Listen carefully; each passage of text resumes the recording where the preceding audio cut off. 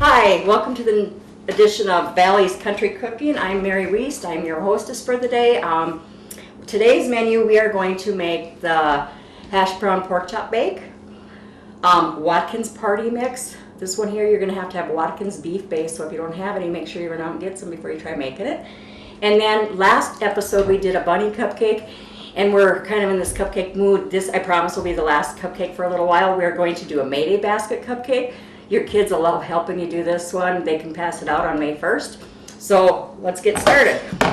We are going to do the hash brown and pork chop casserole first. You're going to need to brown your pork chops on both sides.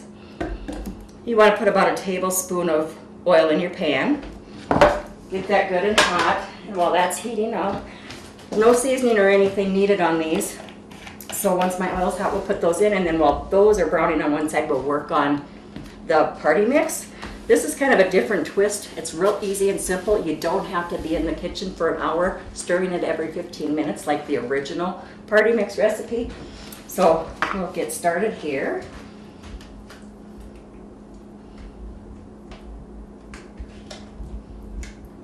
We're just going to throw these in the pan.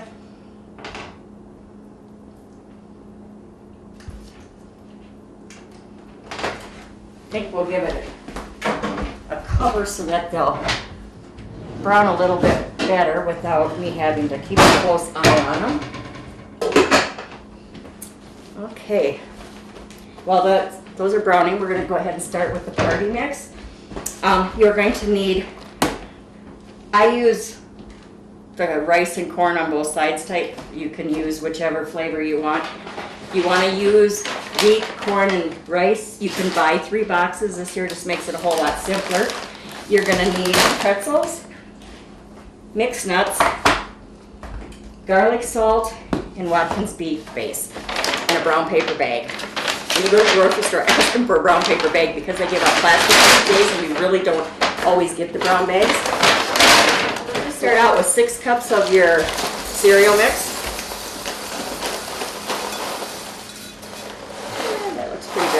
Extra handful for me because I'll have to taste it.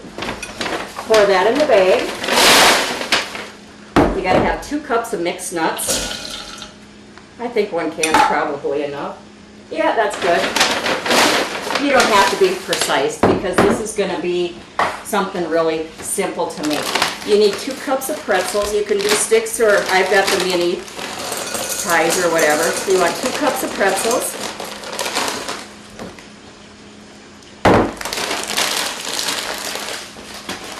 Pour that in your bag. Okay, I have to go ahead and turn my pork chops here so one side can hang on. We're okay yet.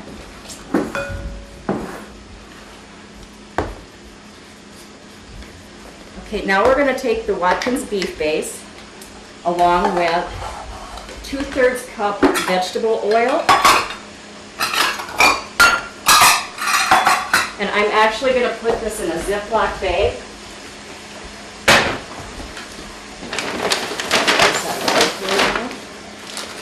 We're going to take a bag and we're going to add 2/3 cups oil. This is what you call multitasking. I'm making party mix while my pork chops are cooking. I hope I don't rip something. Pour that in your bag.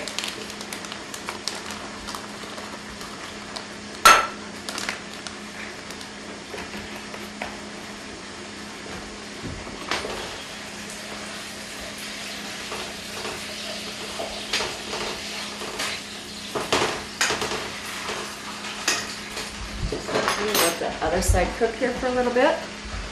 Then we're going to go ahead and add the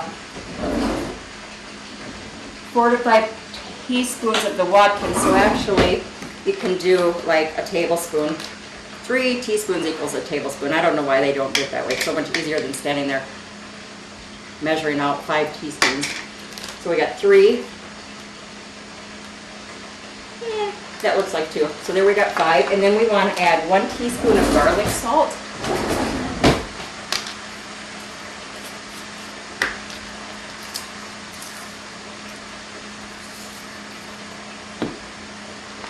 Put that in the bag.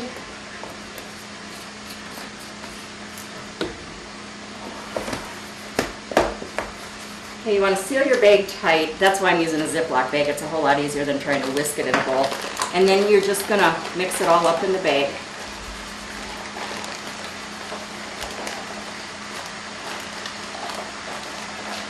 Looks like it's looking pretty good. And what you're going to do is you're going to take your bag and you're going to actually, it's going to get noisy.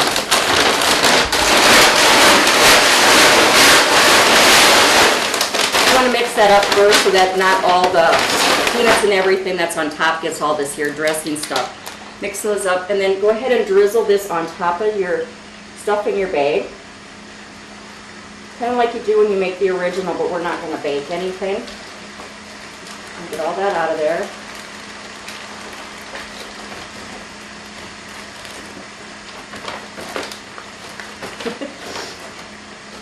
And then, of course, you can see the oil. You're going to go ahead and shake it up again.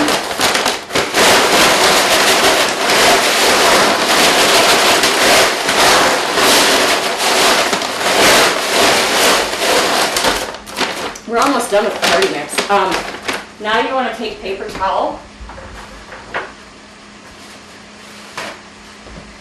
Probably like 2-4 sheets, whatever, and you want to put that in with it. Then you're going to shake.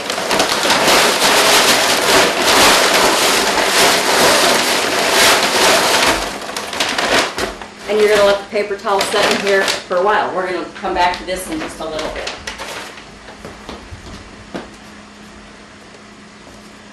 I'll put my stuff away here quick. Now that they've started to brown, I'm going to remove the lid so that they can brown more.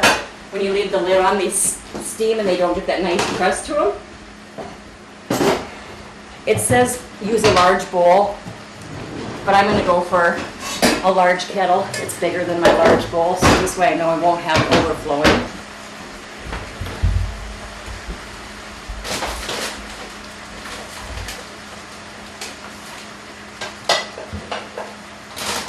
And we're going to use, whoops, we need more ingredients. We got sour cream, cream of celery soup, milk, the frozen hash browns thawed, 1 cup of onion, and 1 cup of cheddar cheese. Here again, these are pretty simple recipes that we're doing on these shows. That way anybody can do them, and you don't spend the whole day in the kitchen trying to impress somebody. So go ahead and put your hash browns. We're going to mix up the base stuff of it first, and then we'll add the hash browns and the onions. So we need 1 cup of sour cream,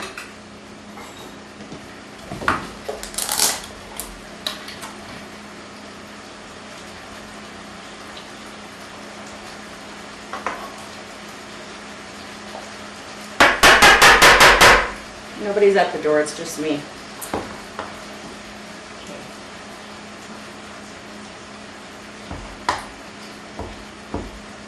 Add your sour cream to the bowl. You know, a good cook is a messy cook, so let me tell you what, if I mess it, that means it's going to be good. Okay, then we have the celery soup.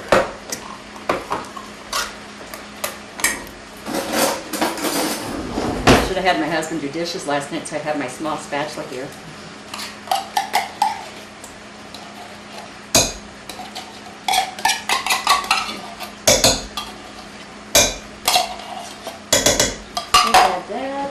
Check these pork chops.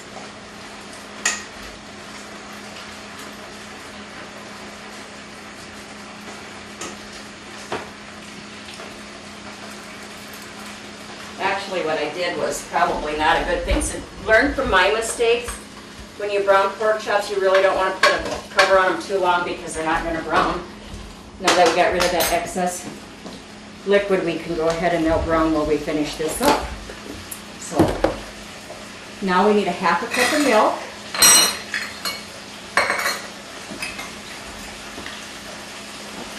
And of course, mine's dirty. So I use 2/4, it's okay. Comes out to be the same. And you want to whisk all that up.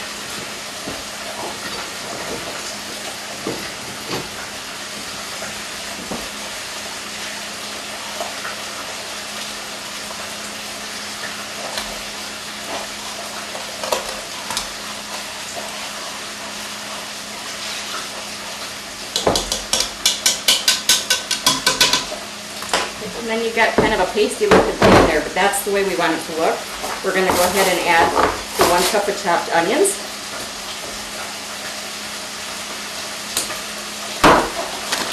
The hash browns.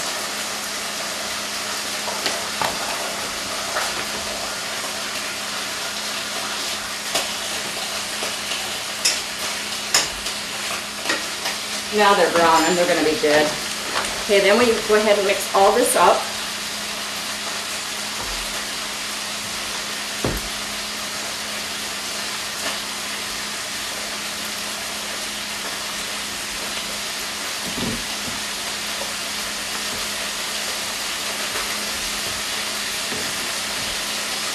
And then in the pan.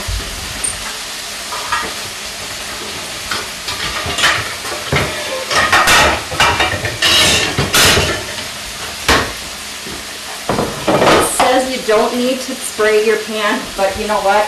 I don't like standing at the sink scrubbing dishes all the time. So I'm just going to put a thin coat of spray in there. We're going to go ahead and take our hash brown mixture, pour it in the pan.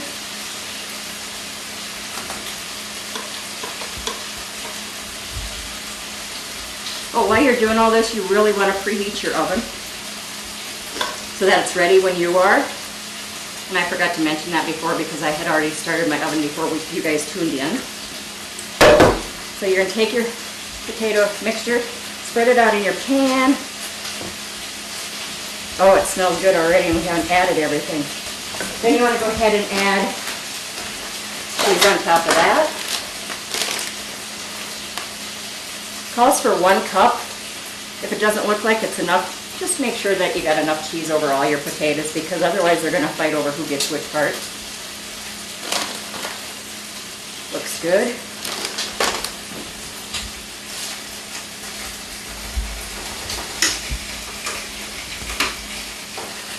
And these pork chops are nice and brown now. They're going to be in the oven, so they will bake a little bit. They're thin. They're probably cooked now. That's all right. Just going to add that to the top.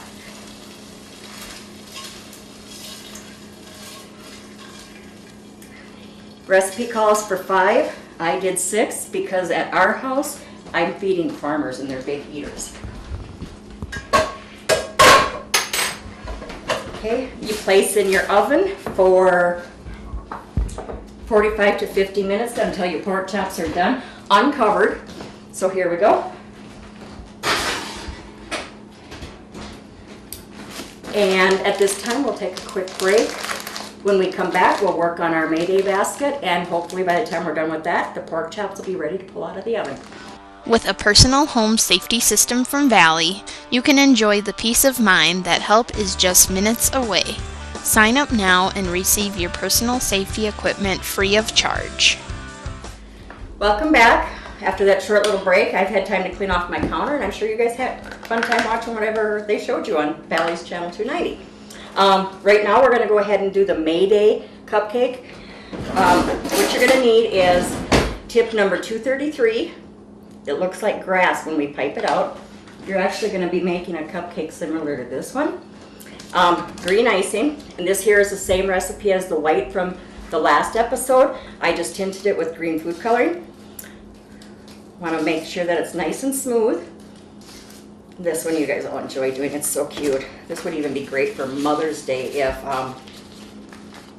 you dads and kids can get this done without mom knowing about it.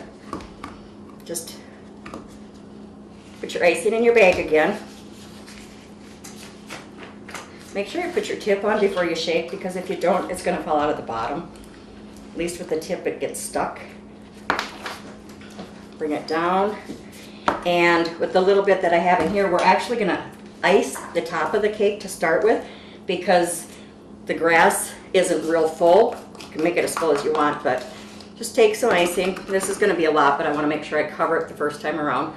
We're going to pull it down to the sides, and then we're going to scrape off the excess. Okay. So once we got the cupcake all iced, and it doesn't have to be perfectly smooth either because the ground isn't smooth.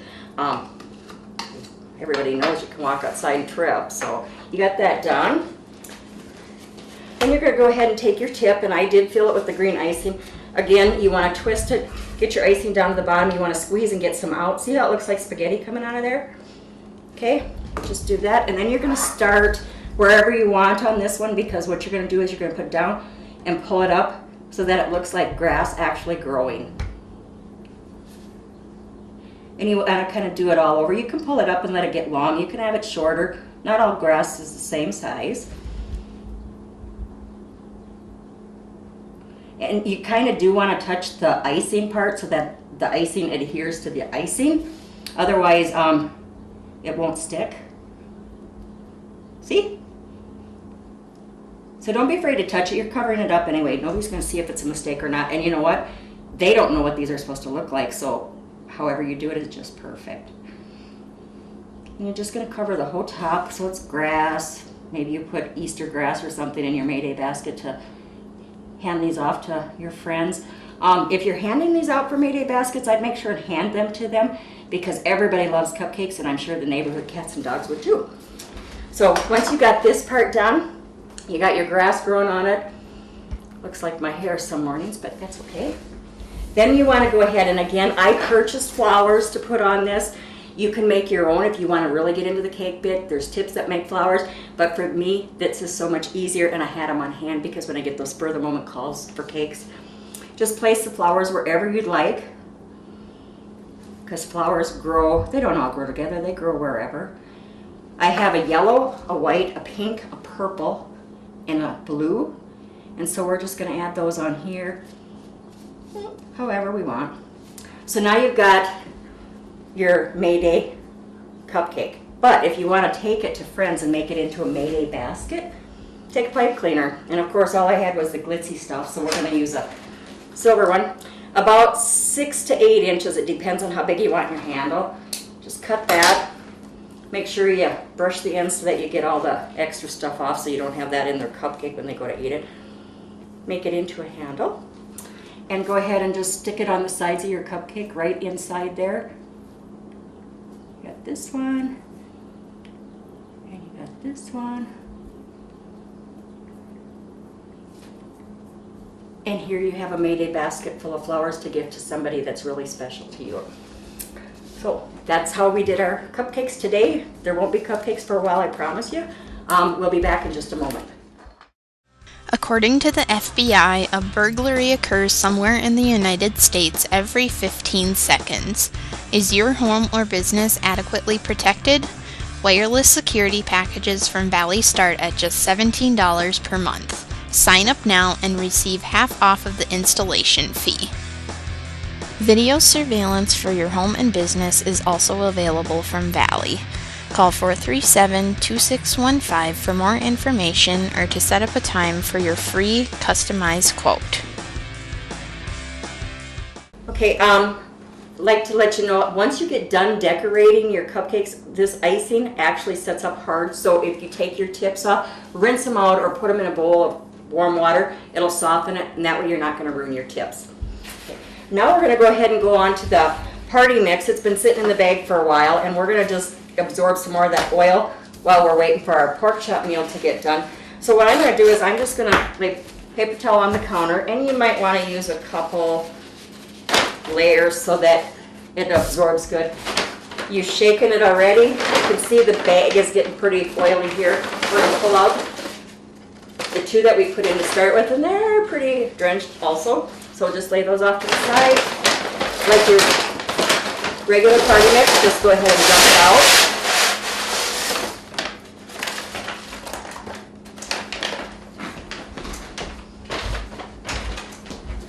I'm going to spread it. If you don't want a bunch of oil on your hands, just go ahead and use the paper towel that was in there.